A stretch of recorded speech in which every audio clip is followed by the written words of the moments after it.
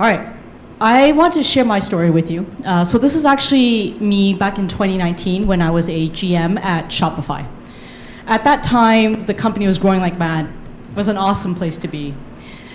But what a lot of people don't know is I actually almost didn't join Shopify because I am an environmentalist at heart, and I thought that Shopify was promoting consumerism too much. So they had been trying to recruit me for years, even before 2019. And in 2019, they finally convinced me to join by showing me data on how many environmental products were actually being launched on Shopify. So think like all the entrepreneurs here tonight, right? Something that is actually more sustainable. Maybe people who've taken, used chopsticks from Chinese takeout and turned that into furniture. That type of thing tends to be launched on a Shopify store. So that's how I ended up joining actually at Shopify. But when I joined, I came across the thing that I'm now working on, which has now become my passion, which is e-commerce returns. And I know this group is all in retail, so this may not be a surprise to you, but even every time I show this number, I think I shock people. There's actually $850 billion of stuff that we return every year in North America. That's more than the GDP of a lot of the countries out there, including Portugal. It's nuts. And what really fascinates me is the culture around this thing that has built up. You and I apparently love to return things. We love to bracket buy as a group. That's the concept of you buying 3 or 4 things of the exact same SKU in different sizes to try it out, and then you return the other ones. It's basically buying knowing that you're going to return more than half of the order. And I would ask you how many of you guys do this, but I don't even bother anymore because the stats are on our side in that everyone does this. And it's, it picked up through COVID and it stayed up as a trend. We also love to try before you buy, right? And Amazon has pushed this out even more recently. It is, by all accounts, the most favorite checkout method that is out there. What that has led to, of course, is an all-time high in our return rates. And especially in fashion where I work, the return rates now are at somewhere between 25, sometimes even hitting higher than 35%, which is absolutely bonkers. Now, I am an engineer by trade. I got this lovely engineering ring to prove it.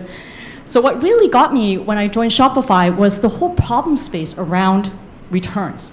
I'm telling you that it's a big problem, it's a cultural thing. Behind the scenes, there's a ton of hidden costs and inefficiencies. I hate inefficiencies so much that even when I see 3 streetcars in a row on the street, I can't help but go and stop and talk to someone working at the TTC about their issues. So imagine when I share all of this, how I feel. Returns are super, super expensive.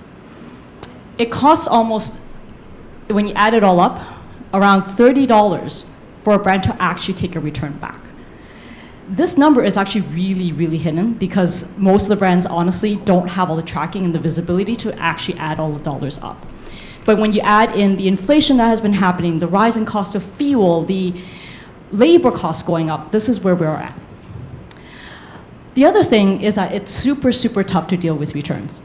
So even though we know from a stats and data perspective that returns really hit the kind of conversion rate that retailers have. So the stats I have here, right, 88% of us check the return policy to make sure it's easy before we buy. And again, 80% of us stop buying when the returns are hard. But still, the status quo of returns is such that we mostly have to wait weeks to get a refund. We have to go and package things up, print out a label, go and wait in line, God forbid, hit a Canada Post strike and be stuck. And then on top of all that, pay for this refund to happen. On average, somewhere between $8 to $10. All of that then hits the loyalty for a brand, right? If you're in e-commerce, this wouldn't be a surprise to you either. If you look at your reviews online, I'm willing to bet you that a lot of the 1- and 2-star reviews are related to poor return experiences. And then the hidden thing is that unbeknownst to a lot of brands, they are actually in a price war, but not pricing of their items, but actually pricing of their returns. If you are one of the few retailers who have managed to keep returns free over the last 2 years, you honestly have a leg up, but it's been really hard to keep it that way. And for the most part, people are more and more adding charges to the returns to make ends meet. So again, I started digging in when I was at Shopify. Wow, there's tons of problems.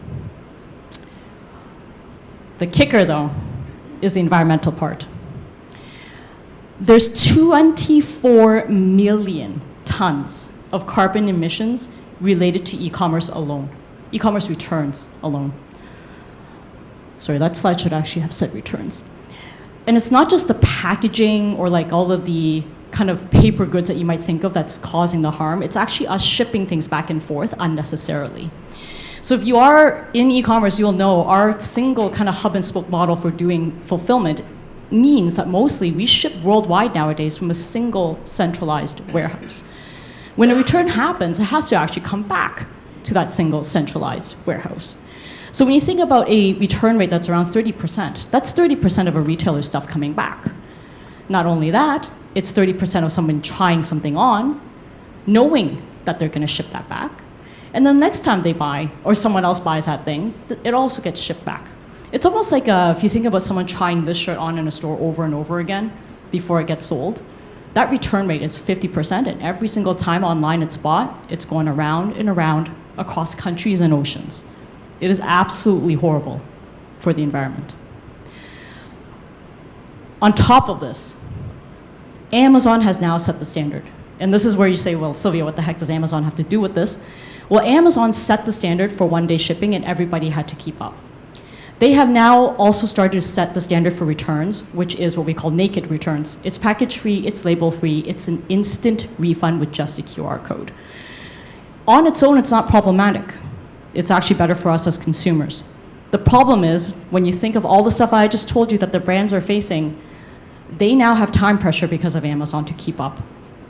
It wasn't easy to begin with. Now they have less time, and they have to be able to do this or lose out on business completely. So I went and said, while I was at Shopify, someone really needs to do this. Eventually that turned into, well, gee, maybe I should do something about this. So going back to 2019 in Shopify, I eventually, after working there for 3 years, left and started what is now ReturnBear. The idea is actually quite simple. It's actually to mimic what now Amazon is doing, but back then I didn't think that they would be doing it.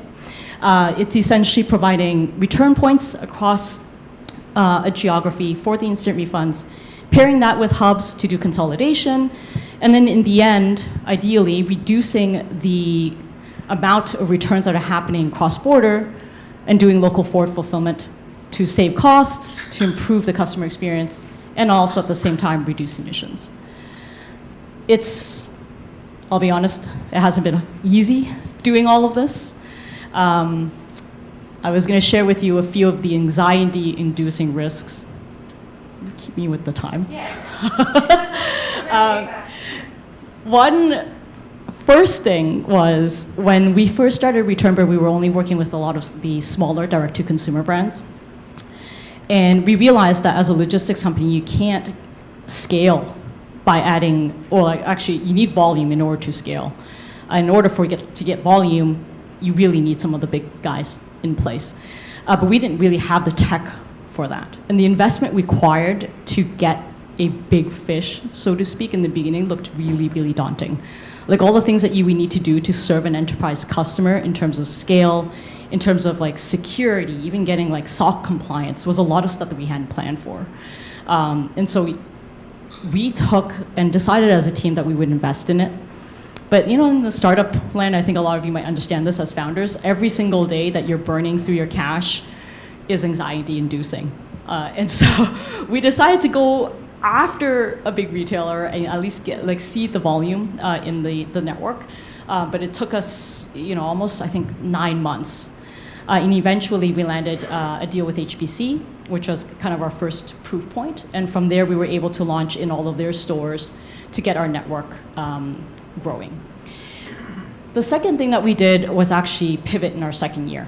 So once we had our network laid out and we had HPC's volume and we had our first proof point for an enterprise customer, what we realized obviously is that even if we built it, they don't just come. And having a return network that isn't actually specialized anything and was too generic would be really hard for us to get product market fit. So we explored a ton of options, and again, very anxiety-inducing because we took yet another whole chunk of our runway in order to explore different options.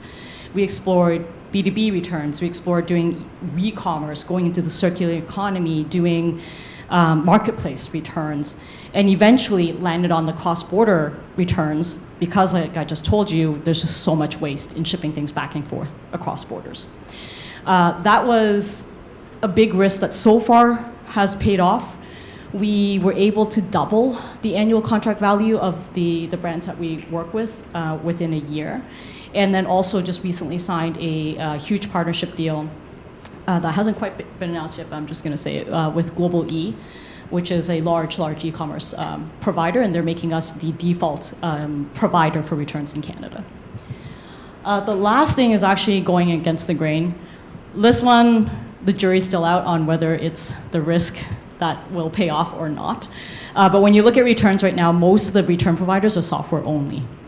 And there's a reason for this, and I can talk about that forever. VCs tend to want software margins, and in Toronto especially, they invest in software-only plays. You can't solve a physical problem, or at least not yet, and AI certainly hasn't been able to do that yet, with software alone. So our big bet recently has been to make sure that we solve both the logistics and the software with return problems. That, again, was yet another investment that we're still playing out, and fingers crossed that it's going to pay off. So far, it looks like we are on a path to have around 10x the contract value than a lot of the software players who are doing returns only in software. Results so far, we've been able to get consumers instant refunds in Canada. For the cross-border providers that we are working with, we're saving them a good 30 to 60% on return costs. And the emissions, I'm very, very proud to say, because obviously that was my original mission, we are able to cut by around 40% with our network. The work isn't done. Just to quickly wrap up, our vision is to make returns more delightful for the consumers, profitable for the retailers, and better for the planet. Overall, our mission is to be the global standard for cross-border returns. This means, like I said, mashing the software and the logistics together. And we can't really get there without communities like this one. So I'll leave you with just one question, which is, will you join our ReturnBear mission? If you have any ideas on how we can work together, partner, if you have intros in this space, would love to chat. That was great. Thank you so much. Thank you so much. Do we have time if anyone has any questions? Or does anyone have any questions? What I will say on my side of things, being at Roots, this is definitely very top of mind, right? Like trying to make things more circular, and we've got like a whole sustainability team and everything now. It's very top of mind. Oh, yeah. What you guys are doing is actually great. Yeah, thank you. Yeah, we're trying.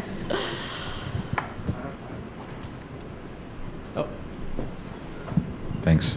A question on global application of the service. Where do you have your eyes on next in terms of where there's that tension for cross-border returns? What other parts of the world? Well, I don't think it would surprise everyone, but the largest corridor, obviously, is between the US and China. Here in Canada, our largest corridor is just with the US. For the most part, ReturnBear started selling to North American-based brands. So it's mostly US-based brands that are selling in the primary English markets. So Canada is their top market, then it's UK, and then it's Australia. So we've launched in US and in the UK, and we're opening up in Australia now. Past that, eventually when we have our whole network up and running, it will be, we'll see, going after the Chinese volume. But there's Trump tariffs to deal with that lane, so wish me luck. Great, thank you so much, Sylvia. Thank you. That was great. Here, I can take that.